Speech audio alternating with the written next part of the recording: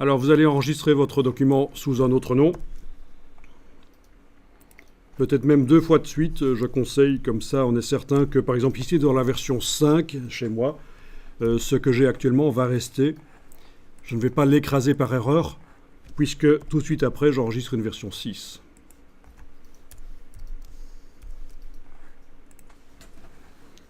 Là, je joue la carte de la sécurité.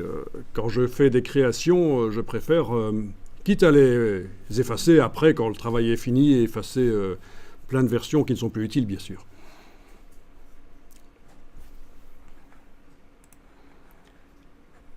Eh bien, on va essayer de faire un autre état et on va voir comment ça réagit, comment ça fonctionne.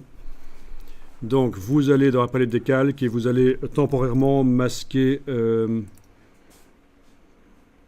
non, vous déverrouillez en fait les deux calques qui concernent l'interactivité. Le calque d'en dessous, la carte, reste verrouillé, mais ces deux-ci sont déverrouillés.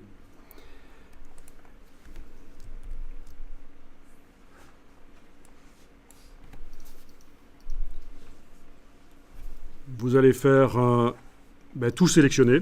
Commande A. D'accord? On voit qu'on a sélectionné des choses qui font partie de 2 calques.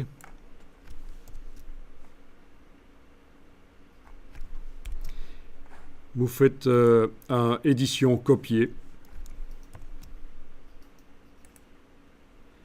Que se passe-t-il si vous faites un édition coller? Les 2 choses qu'on avait sélectionnées, qui faisaient partie au départ de 2 calques, ont été collées sur le même calque. D'accord? Donc j'ai fait commande A pour tout sélectionner, commande C pour tout copier, commande V pour tout coller. Et ce que je colle arrive sur un des 2 calques seulement. C'est pas bien ça, parce que j'aurais préféré que ça colle, le texte aille sur le calque du dessus, le bouton aille sur le calque du milieu. On est d'accord? Est-ce que vous savez s'il est possible de le faire ou pas? En fait, ce que je vais vous expliquer là fonctionne aussi dans Illustrator et c'est vraiment très utile quand vous faites du copier-coller d'un document à l'autre ou d'un document vers le même document.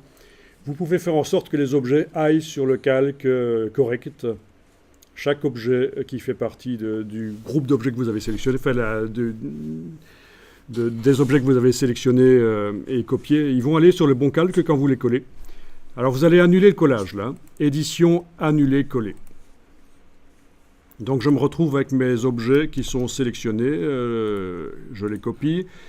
Dans le menu de la palette des calques, vous avez une option qui s'appelle « Coller selon les calques ». Vous avez la même chose dans Illustrator.